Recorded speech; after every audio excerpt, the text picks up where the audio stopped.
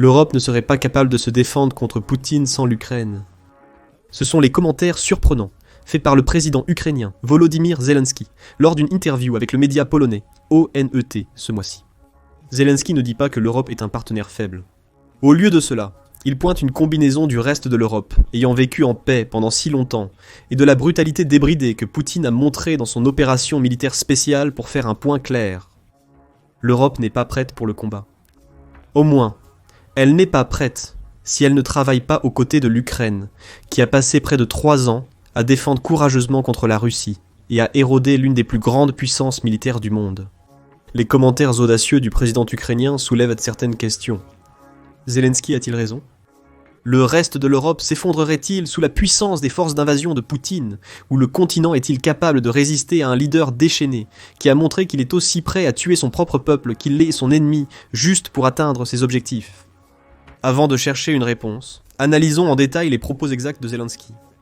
Le 15 janvier 2025, Pravda a rapporté les commentaires faits par le président ukrainien aux médias polonais.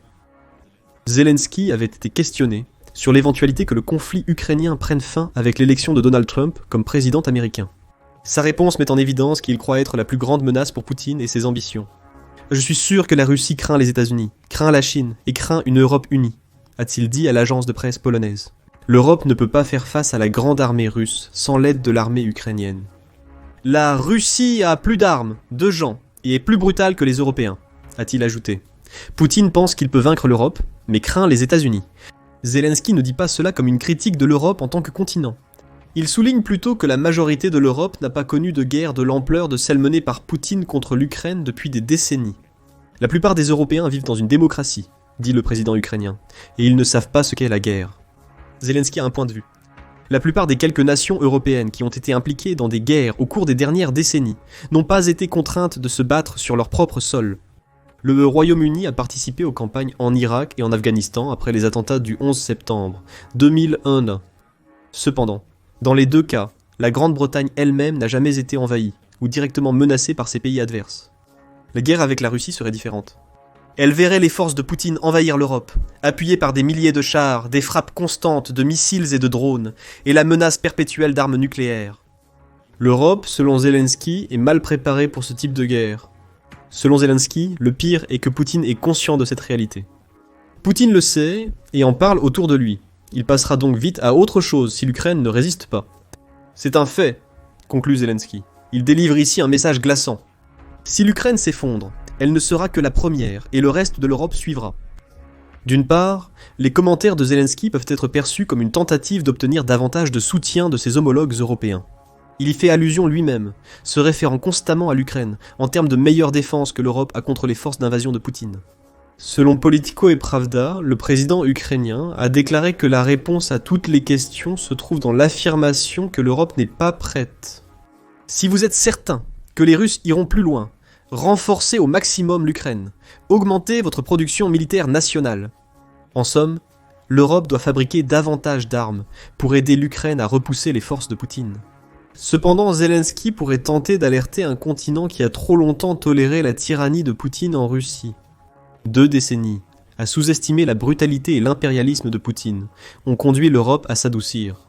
De nombreux Européens ont vécu si confortablement pendant si longtemps qu'ils ne comprennent pas le combat qui se déroule actuellement en Ukraine. Zelensky a sans doute raison à ce propos. Mais a-t-il raison d'affirmer que l'Europe sera incapable de se défendre si l'Ukraine tombe et que Poutine s'attaque au reste du continent ? Il y a des arguments pour et contre l'argument de Zelensky. L'argument immédiat contre est que l'OTAN existe. La plupart des grands pays européens sont membres de cette organisation de défense collective, leur permettant de collaborer pour se protéger contre la Russie, avec le soutien des États-Unis. S'il y a un pays qui peut prétendre surpasser la Russie en termes d'équipement, de quantité et de qualité, c'est les États-Unis. Si Poutine envahit un pays membre de l'OTAN comme la France, l'Allemagne, la Pologne ou le Royaume-Uni, l'article 5 de la charte de l'OTAN serait déclenché, impliquant les États-Unis dans le conflit. Cela seul suffirait à Poutine pour éviter la guerre avec le reste de l'Europe, si le statut de l'Amérique au sein de l'OTAN n'était pas sur des bases instables. Pendant son premier mandat, le président américain Donald Trump a fait plusieurs commentaires sur le retrait des États-Unis de l'OTAN. Son argument était que la plupart de l'Europe ne payait pas sa part en défense, ce à quoi Zelensky fait allusion en évoquant le manque de préparation de l'Europe, se reposant plutôt sur les États-Unis comme partenaire de défense. Une scission entre les États-Unis et l'OTAN reste possible. En février 2024, John Bolton, ex-conseiller à la sécurité nationale de Trump, a déclaré que ce dernier lui avait confié son intention de retirer les États-Unis de l'OTAN s'il était réélu président. Selon Bolton à Cable News Network, l'OTAN serait en réel danger et nous essaierions d'en sortir. Le retrait des États-Unis de l'OTAN ne serait pas aussi simple qu'un décret signé par Trump pour y mettre fin. La loi d'autorisation de la défense nationale de 2020 le précise. L'article 1250 stipulant qu'aucun président des États-Unis ne peut retirer l'Amérique de l'OTAN sans l'accord d'au moins 2/3 du Sénat, ou par un acte du Congrès. En d'autres termes, il y aurait des votes et des batailles juridiques potentielles si Trump essayait de retirer les États-Unis de l'OTAN. Mais si Poutine réussissait, quelle serait la position de l'Europe face à la Russie ? Les chiffres montrent que l'Europe résiste bien à l'invasion de Poutine, laissant espérer qu'elle pourra se défendre seule sans les États-Unis si l'Ukraine tombait. Le UK Defense Journal s'est interrogé sur la réaction de l'OTAN face à la Russie si les États-Unis n'en étaient plus membres. Il affirme que les membres européens de l'OTAN, en considérant les autres pays européens non membres, forment ensemble une armée largement supérieure à celle de la Russie. Les données actuelles de l'emploi semblent favoriser l'Europe. Le journal prétend que l'OTAN européenne a 1 500 000 membres actifs du service. C'est un peu moins de 200 000 de plus que la Russie, d'après l'agrégateur de puissance militaire Global Firepower. Cependant, la Russie a également 250 000 forces paramilitaires, que le journal de la défense du Royaume-Uni ne prend pas en compte. La Russie dispose également d'environ 2 millions de réservistes, que Poutine appellerait presque certainement en cas de guerre avec le reste de l'Europe. Cela ne signifie pas que l'Europe n'apporte aucune force paramilitaire ou de réserve. Des pays européens, dont la Grèce, Chypre, la Finlande, le Danemark, la Suède, l'Autriche et les États baltes de Lettonie, Estonie et Lituanie, ont un service militaire obligatoire. Cela crée des réserves substantielles que l'Europe peut mobiliser, en plus de celles détenues par les pays sans conscription. Le Royaume-Uni dispose de 32 000 soldats potentiels en réserve et de 140 000 forces actives. D'autres pays importants comme la France ont des réserves plus petites, à 26 000 personnes, mais les forces paramilitaires d'environ 150 000 compensent ce déficit. Il y a ensuite des pays comme la Pologne, qui apportent non seulement d'énormes réserves à la table, 350 000 réserves, contre environ 202 000 militaires actifs, mais aussi des forces paramilitaires, d'environ 50 000. Pourquoi tout cela est-il important ? L'approche de Poutine à la guerre en Ukraine l'a vu essayer de remporter une victoire basée sur l'avantage en termes de main-d'œuvre de la Russie sur l'Ukraine. Dans de nombreux endroits, il utilise des attaques de vagues humaines pour battre les défenses de l'Ukraine, forçant son adversaire à dépenser des munitions précieuses pour éliminer ces vagues, jusqu'à ce que leur stock soit épuisé, et que la Russie puisse finalement les submerger. C'est une tactique qui a été si réussie pour Poutine, bien qu'elle entraîne des gains lents, parce que la Russie a un énorme avantage en termes de main-d'œuvre sur l'Ukraine. Il n'aurait pas cet avantage sur toute l'Europe. Suivre les mêmes tactiques dans une guerre continentale montrerait vite à la Russie qu'elle ne peut rivaliser en termes de main-d'œuvre. C'est du moins l'argument du journal de la défense du Royaume-Uni. Il soutient également que l'Europe collective a une armée bien meilleure que celle de l'Ukraine lorsque Poutine a commencé son opération militaire spéciale. L'armée ukrainienne a été considérablement renforcée depuis, avec l'aide de l'Occident. Le journal souligne que cette force se manifeste non seulement en termes de main-d'œuvre, mais aussi d'équipement. Par exemple, la Russie avait environ 13 000 chars et 1000 avions de chasse avant la guerre. Elle a perdu des milliers des premiers, environ 10 000 chars détruits, selon le ministère des Finances de l'Ukraine. Et elle s'est montrée incapable d'établir une domination aérienne avec ces derniers. De plus, la Russie compte maintenant principalement sur ses stocks de l'ère soviétique pour bombarder l'Ukraine. La courageuse défense de l'Ukraine a forcé Poutine à épuiser ses stocks, réduisant l'avantage matériel de la Russie, et pourrait permettre à l'Europe de fournir de meilleures armes. Même sans l'Ukraine, cet avantage matériel pourrait s'accumuler. L'Europe collectivement possède des milliers de chars de combat modernes, ainsi que l'accès à des avions de chasse plus avancés comme l'Eurofighter Typhoon et le Saab Gripen. Même sans l'implication directe des États-Unis via l'OTAN, de nombreux pays européens ont acheté des armes américaines. La Grande-Bretagne possède des missiles Tomahawk, et plusieurs pays européens ont les F-35 américains. On peut imaginer que les États-Unis vendraient plus de ces armes à l'Europe en cas de guerre avec la Russie, même s'ils ne la soutenaient pas directement au combat. Les chiffres suggèrent que l'Europe pourra égaler voire dépasser la Russie dans la plupart des domaines. Cela renforce l'idée d'une victoire européenne en cas de guerre contre la Russie sur le continent.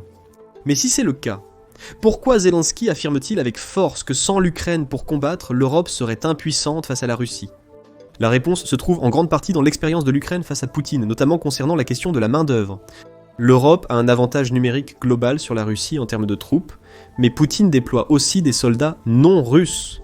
Il engage également des mercenaires pour combattre dans son armée. Et fin 2024, des soldats nord-coréens sont entrés en guerre pour le compte de la Russie. C'est le résultat d'un pacte de défense coopératif que la Russie a signé avec la Corée du Nord à l'été 2024. Et on a déjà vu environ 12 000 soldats nord-coréens arriver en Russie pour participer à la contre-offensive de Koursk de Poutine. Il se peut que d'autres arrivent. Surtout qu'il est maintenant question que la Corée du Nord commence un système de rotation où elle retire les troupes qu'elle a en Russie, pour les remplacer par de nouveaux soldats tous les 2 mois. Pourquoi cela importe-t-il si l'Europe entre en guerre avec la Russie ? La Russie n'est pas non plus seule.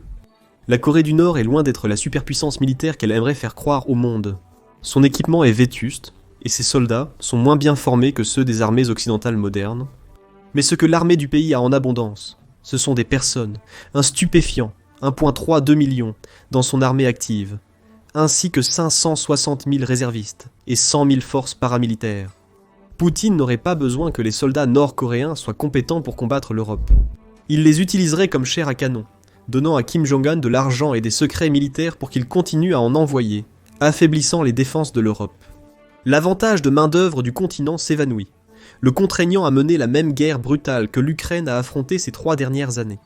Cela nous amène à la deuxième raison pour laquelle Zelensky pense que l'Europe ne pourrait pas vaincre la Russie sans l'Ukraine, la brutalité effrénée de Poutine. Nous voyons cette brutalité quand il s'agit de l'ampleur des crimes de guerre que les forces russes ont commis contre l'Ukraine. Les attaques et menaces contre les civils ukrainiens sont fréquentes. La semaine du 13 janvier, Poutine a lancé 550 drones, 60 missiles et 660 bombes planantes, ciblant principalement l'infrastructure énergétique et les centres de population de l'Ukraine.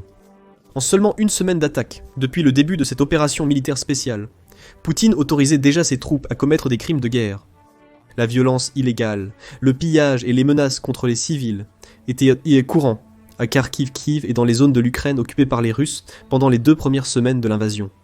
La Commission internationale indépendante d'enquête sur l'Ukraine a conclu que la Russie a commis de nombreux crimes de guerre, y compris l'utilisation d'explosifs illégaux, des exécutions, de la torture et des attaques indiscriminées, tous contre des civils. Malgré son adhésion à la Convention de Genève, qui interdit de nombreuses tactiques utilisées par Poutine pour attaquer l'Ukraine, la Russie a agi ainsi. Il est fort probable que le dirigeant russe approuverait les mêmes crimes de guerre dans d'autres pays européens envahis, soulevant une question intéressante. Les pays européens réagissaient similairement. La plupart sont aussi signataires de la Convention de Genève et essaieraient probablement de mener une guerre contre la Russie selon les règles de ces conventions. La Russie ne l'a clairement pas fait, et ne le fera pas, dans sa lutte contre l'Europe. Cela pourrait avantager les forces de Poutine alors que l'Europe s'adapte, surtout s'il envahit des territoires, et amène ses missiles, drones et bombes à portée des grandes villes européennes. L'Europe va-t-elle s'abaisser au niveau de la Russie en commettant aussi des crimes de guerre ? Même si cela arrivait, la brutalité extrême de Poutine pourrait suffire à prendre de court de nombreux adversaires européens, au moins au début des combats. Comme l'a sous-entendu Zelensky, l'Europe n'a pas vu une guerre comparable à celle que l'Ukraine mène contre la Russie. Les tactiques barbares de Poutine, comme les vagues humaines, et le choc d'une guerre avec la Russie, pourraient causer de sérieux problèmes pour le reste de l'Europe, et surtout pour l'Ukraine, qui absorbe la majorité des attaques. La Russie est prête à enfreindre constamment les règles de la guerre. Combien de pays européens contre lesquels il se battrait seraient prêts à faire de même ? Ensuite, la production d'armes. Zelensky a également déclaré que l'Europe devrait accroître sa production pour aider l'Ukraine. L'implication est que non seulement l'Europe ne produit pas assez d'armes pour ce que Zelensky considère comme le front ukrainien d'une guerre qui pourrait engloutir l'Europe, mais le continent dans son ensemble ne produit pas assez pour se défendre. Et il pourrait avoir raison. Selon Ukrainian National News, Zelensky a déclaré que moins de 30% des armes utilisées par l'Ukraine contre la Russie sont d'origine européenne. La majorité, 40%, provient des États-Unis, ce qui pourrait ne pas être un facteur si Trump retire le pays de l'OTAN. Le reste est produit localement en Ukraine. Cela montre que la production d'armes en Europe pourrait être insuffisante pour soutenir une guerre contre la Russie. L'Europe possède actuellement les meilleures armes, d'autant plus que l'Ukraine a gravement affaibli l'armée russe. Mais aucun pays européen en dehors de l'Ukraine ne produit activement suffisamment d'armes pour continuer le genre de guerre d'attrition soutenue que Poutine serait susceptible de mener. Zelensky n'est pas le seul à le penser. En avril 2024, Andrew A., directeur de l'initiative stratégique Scowcroft au Conseil de l'Atlantique. Selon Mishta dans Politico, la lenteur de l'Europe à accroître sa production d'armes et de munitions a un impact direct sur l'Ukraine. Selon Mishta, l'Europe ne soutient pas suffisamment Kiev, ce qui la mettra en difficulté si la Russie l'emporte. Selon Mishta, la procrastination et l'action indécise règnent en Europe, ce qui a conduit à des retards dans le soutien et une attitude générale en Europe, en dehors de l'Ukraine, que peu de choses ont changé. Autrement dit, la plupart des pays européens sont devenus complaisants. À part quelques ex-États soviétiques, comme les pays baltes, Lettonie, Estonie, Lituanie, qui craignent d'être les prochaines cibles si Poutine l'emporte en Ukraine, le continent semble minimiser la réelle menace russe. Poutine lui-même semble le penser. En juin 2024, le dirigeant russe a souligné que l'Europe n'a pas de système d'alerte précoce avancé pour les ogives nucléaires que la Russie pourrait utiliser dans un conflit. Selon Poutine, ils sont donc plus ou moins sans défense. Qu'il s'agisse ou non d'une rhétorique russe typique, cela montre que Poutine est confiant de pouvoir forcer la plupart de l'Europe à se plier à ses caprices. Même sans inclure les armes nucléaires, la Russie surpasse l'Europe dans la production d'armement. En décembre 2024, l'Institut international de recherche sur la paix de Stockholm a révélé que les revenus des principaux entrepreneurs de défense russes dépassent ceux de leurs homologues américains et européens. Malgré la corruption en Russie, ce fait indique que le pays dépense bien plus pour la fabrication d'armes que l'Europe. En 2024, les revenus des entreprises de défense russes ont augmenté de 40%, contre seulement 0,2% pour les fabricants européens sur la même période. La Russie dépense plus car elle est en guerre active avec l'Ukraine, mais l'argument de Zelensky demeure valide. L'industrie de la défense européenne stagne alors que le continent devrait, selon lui, se préparer plus que jamais à combattre Poutine. Cela nous amène à la dernière raison pour laquelle l'Europe n'est pas prête pour la guerre avec la Russie. Elle restait déjà en guerre avec Poutine, elle ne le sait juste pas encore. Non, Poutine n'envoie pas encore de chars dans le reste de l'Europe, ni ne lance de drones et de missiles. Mais il mène une guerre hybride qui sème le chaos sur l'infrastructure européenne et influence le discours politique en faveur de la Russie. Il y a plein d'exemples. La bombe incendiaire qui a explosé sur un avion au sol et heureusement retardée à l'aéroport de Leipzig en 2024 est censée avoir été placée là par des agents russes, qui pourraient amener des essais pour des attaques similaires à l'avenir. Selon Thomas Haldenwang, ex-président de l'Agence fédérale de renseignement intérieur de l'Allemagne, la Russie utilise tous les moyens, de l'influence politique aux cyberattaques sur les infrastructures critiques et au sabotage à grande échelle contre les nations européennes. En novembre 2024, une paire de câbles de télécommunications sous-marins dans la mer Baltique ont été coupés, probablement en raison d'actions russes. Le 26 décembre de la même année, les autorités finlandaises ont arrêté le pétrolier russe Eagle S, soupçonné d'avoir endommagé 4 câbles de télécommunications et un important câble électrique de la mer Baltique. Selon l'université de Leiden, la Russie a mené 44 activités de guerre hybride que nous connaissons à travers l'Europe, contre seulement 13 l'année précédente. Elle a également influencé au moins 56 actes de vandalisme, de sabotage et d'opérations incitant à la violence ciblée à travers l'Europe depuis le début de l'opération militaire spéciale de Poutine. Zelensky est conscient qu'un problème de mentalité est en jeu ici. Il voit que Poutine est déjà en guerre avec l'Europe, du moins dans son propre esprit, et que le leader russe s'est donné une longueur d'avance avec ses opérations hybrides. Le président ukrainien craint une brutalité russe accrue en cas de chute de l'Ukraine, et doute de la préparation de l'Europe à affronter la Russie. Mais qu'en pensez-vous ? Poutine se prépare-t-il à déclencher une guerre à grande échelle dans toute l'Europe s'il parvient à vaincre l'Ukraine ? Si cette guerre a lieu, l'Europe pourra-t-elle se défendre sans l'Ukraine et finalement vaincre l'agression de Poutine ? Partagez vos réflexions en commentaire, et merci d'avoir regardé. Regardez maintenant. Pourquoi l'Europe ne peut pas permettre à la Russie de gagner ? Ou cliquez sur cette autre vidéo.